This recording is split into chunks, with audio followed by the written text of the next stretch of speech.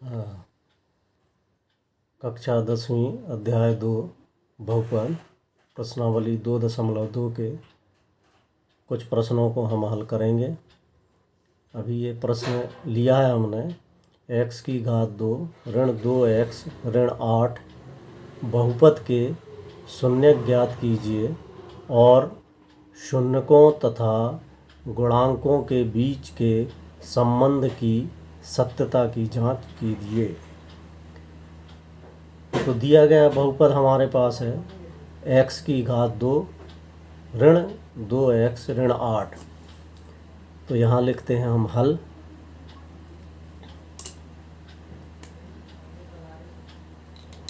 हल लिखते हैं और हल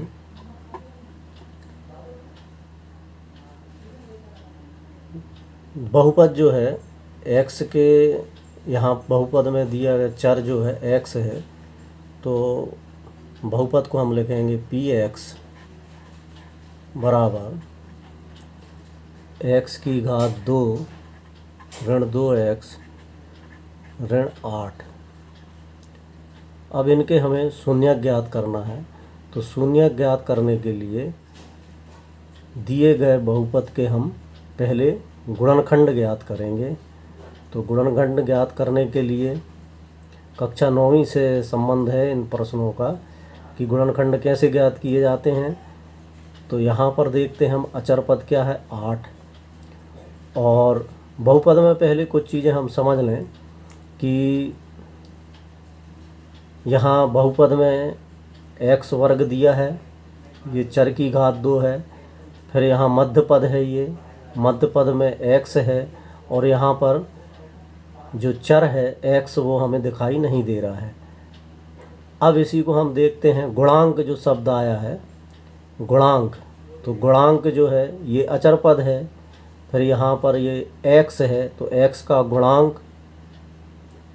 गुणांक जो है वो ऋण 2 है। और x वर्ग का गुणांक, अब चूँकि यहाँ पर संख्या हमें दिखाई नहीं दे रही है लेकिन हम यह मानते हैं और है भी कि संख्या 1 का इसमें गुणा है, तो x वर्ग का गुणांक 1 होगा। मध्य पद जो है हमारा x है उसका गुणांक ऋण 2 है और यह अचर पद है। तो ये इतनी बातें हमें जानना ज़रूरी है कि द्विघात बहुपद है। तो द्विघात बहुपद में इसके शून्य 2 मिलेंगे हमें, क्योंकि इसकी घात कितनी है, चर की घात 2 है, अर्थात हमें 2 शून्य प्राप्त होंगे। तो चूँकि यह पहला प्रश्न है इसलिए हम आपको ये सब जानकारियाँ जान लेना ज़रूरी है। अब इसके हम गुणनखंड ज्ञात करेंगे। तो गुणनखंड ज्ञात करने के लिए अचर पद और x वर्ग का गुणांक। तो अचर पद हमारा 8 है, ये 8 हमने लिखा। अचर पद है 1 ऋण 8 है और यहाँ पर है x वर्ग का गुणांक 1 है। तो इन दोनों का हम गुणा करते हैं। तो सबसे पहले हम यही देखते हैं कि 8 और 1 ये 2 अंक मिले हैं। अब इन दोनों अंकों को जोड़ने पर मध्य पद आना चाहिए। तो 8 और 1 जोड़ते हैं हम तो 9 आता है। मध्य पद हमारा 9 नहीं 2 है और 8 में से 1 घटाते हैं हम तो 7 आता है, वह भी हमारा मध्य पद नहीं है।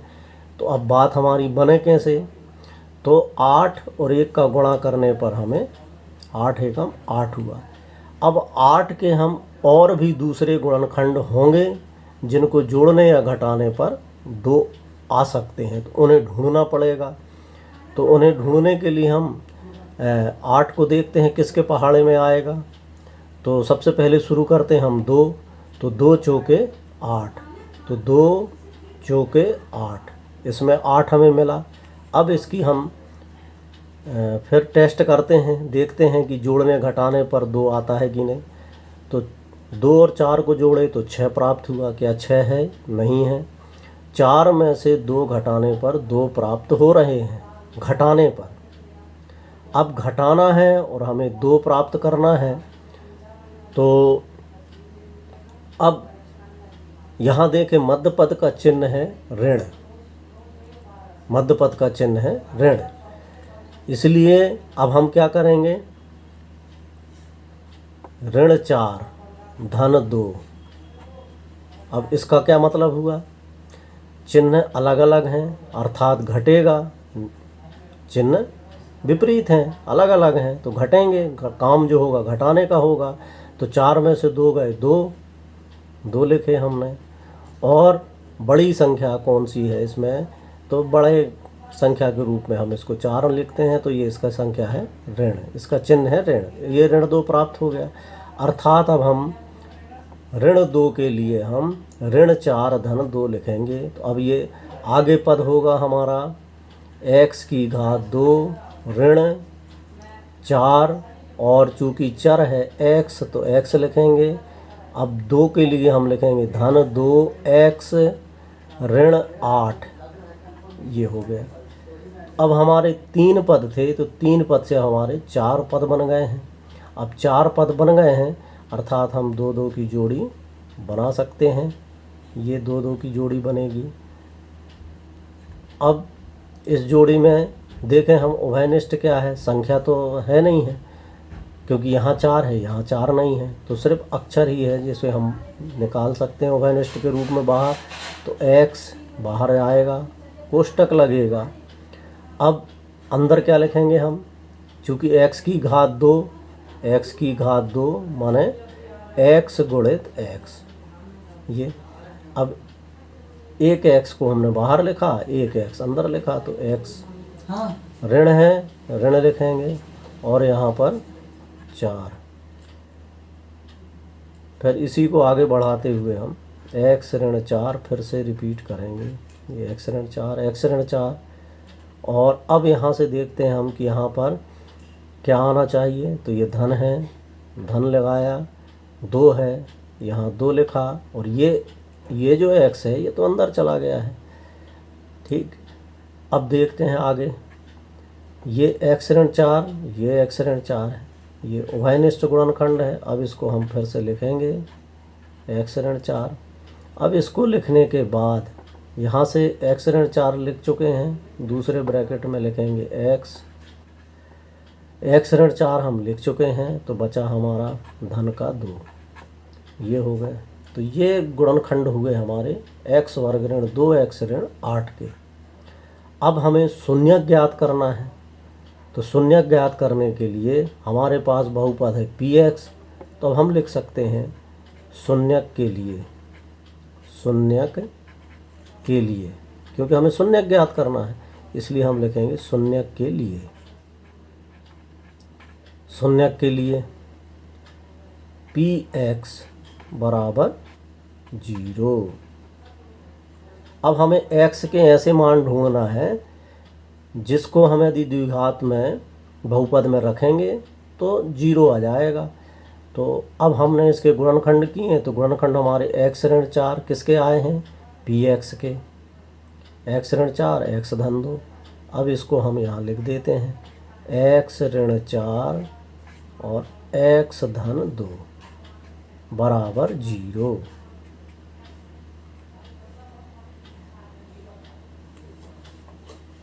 अब देखिए x ऋण 4 एक गुणनखंड है, x धन 2 दूसरा गुणनखंड है, और हमारा बहुपद की घात कितनी है? 2 है, इसलिए 2 गुणनखंड प्राप्त हुए हमें। एक गुणनखंड से एक शून्यक प्राप्त होगा, दूसरे गुणनखंड से दूसरा शून्यक।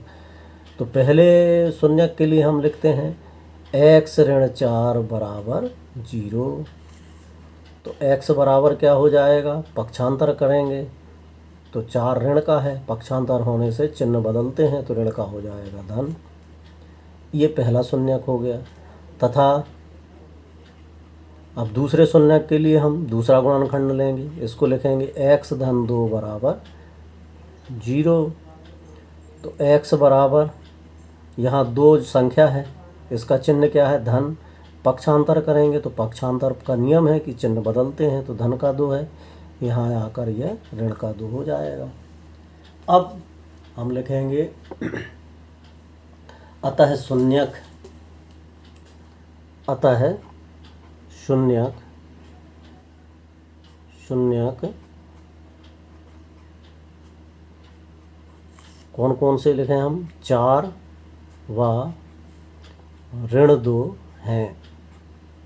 4 व ऋण 2 है। ये शून्य ज्ञात हो गए।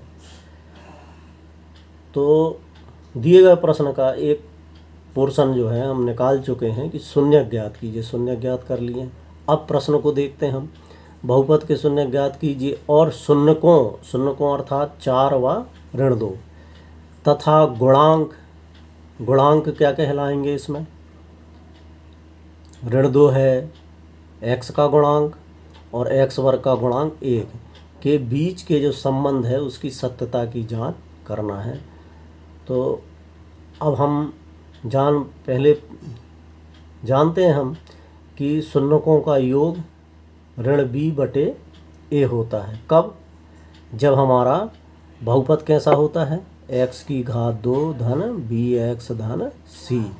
यदि ये हमारा बहुपद है x की घात 2 ax की घात 2 धन bx धन c यदि बहुपद है, तो इसमें शून्यकों का शून्य यदि हमने एक शून्यक ले लिया अल्फा और दूसरा शून्यक ले लिया हमने बीटा, तो दोनों का यदि हम योग करते हैं तो ऋण b, ये मध्य पद जो है, मध्य पद अर्थात x का गुणांक, तो x का गुणांक कौन है? b, उसको ऋण b और बटे में x वर्ग का गुणांक, x वर्ग का गुणांक है a, ये हो गया। और इसी प्रकार लेते हैं हम अल्फा गुणित बीटा, ये शून्यकों का योग और शून्यकों का गुणन। तो अब कौन रह गया हमारे पास? अचर पद। तो यहाँ पे हो जाता है अचर पद अर्थात c और x वर्ग का गुणांक कौन है? a। तो ये शून्यकों का योग और शून्यकों का गुणन, ये दो ही हमारे पास रास्ते हैं जिनके द्वारा हम बहुपद के शून्यकों और गुणांकों के बीच की जो संबंध है और उनकी सत्यता की जांच इनके द्वारा हम कर सकते हैं। अब जांच होगी कैसे? अब देखते हैं। हमने शून्यक तो ज्ञात कर लिए, अब हमारे पास शून्यक हो गए। अब पहला रास्ता हमारे पास है शून्यकों का योग। पहला रास्ता हमारे पास शून्यकों का योग है। चलिए शून्यकों का योग, शून्यकों का योग, शून्यकों का योग।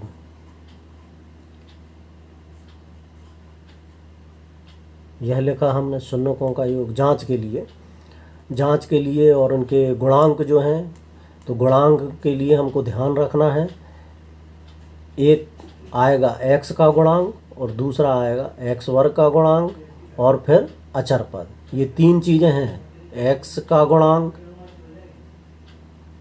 x वर्ग का गुणांक, अचर पद, शून्यकों का योग। तो शून्यक हमारे पास कौन कौन से हैं? कौन कौन से शून्यक हैं? 4 है और 2 है ऋण का, और इन दोनों को क्या करना है? जोड़ना है। जोड़े अब हमने। अब इसके हिसाब से हम देखते हैं तो 4 और धन और ऋण का क्या हो जाएगा? ऋण। 4 में से 2 गए, क्या आ गया? 2 आ गया। अब देखते हैं हम, बराबर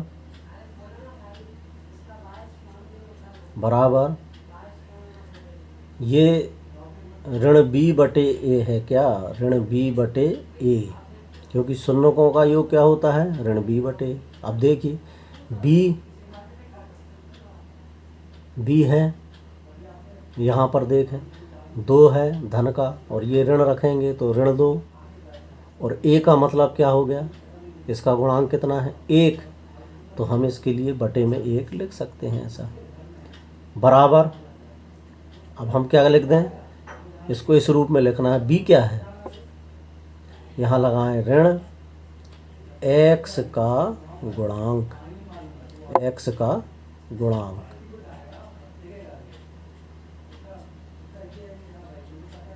बटे ये b है। b देखिए, b माने मध्य पद, तो मध्य पद किसका गुणांक है? x का। अब लिखा है a, तो a इसको देखें हम व्यापक समीकरण को, a किसका गुणांक होता है? x वर्ग का, तो x वर्ग एक्स वर्ग का गुणांक यहाँ कितना है, 1 है, पर हम वहाँ ये 1 है और ये, तो हम यहाँ क्या लिखेंगे, एक्स वर्ग का गुणांक, एक्स वर्ग का गुणांक। ये हमने एक जांच की है, एक्स वर्ग का गुणांक। अब दूसरी जांच जो है शून्यकों का गुणन, शून्यकों का गुणन लिख लें, गुणनफल लिख दें। चलिए गुणनफल लिख देते हैं, गुणनफल। तो शून्य क्या क्या है, 4, दूसरा शून्य ऋण 2, दोनों का गुणा किया, 4 दूनी 8, ये धन के ये ऋण के, चिन्ह पहले लगाना है ऋण का, 4 दूनी 8। अब इसको भी हम क्या लिख सकते हैं, ऋण 8, ठीक लिखा। अभी देखते हैं अपन और आगे, बराबर 8 क्या है, 8 जो है यहाँ ये व्यापक संयुग्म क्या है, सी, जिसमें कोई चर नहीं होता है। तो जो कोई चर नहीं है तो उसके लिए हम क्या कहते हैं, अचर पद। तो इसको लिखेंगे हम अचर पद, अचर पद बटे एक्स वर्ग का गुणांक, एक्स वर्ग का गुणांक।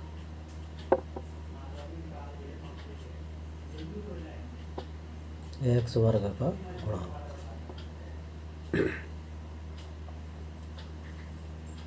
अब देखिए एक्स वर्ग का गुणांक क्या है, 1 है, तो हम यहाँ 1 भी बटे में कर सकते। इस प्रकार से ये जांच हो गई कि अचर पद ऋण 8 है हमारे पास, अचर पद ऋण 8 आया, एक्स वर्ग का गुणांक 1 है, बिल्कुल ठीक 1 है। तो इस तरीके से हम दिए गए प्रश्न में बहुपद के शून्यक निकालें और शून्यकों को निकालने के बाद उनके गुणांकों के साथ जो संबंध है उनकी सत्यता की जांच भी किए हमने। इस प्रकार से यह प्रश्न हल होता है।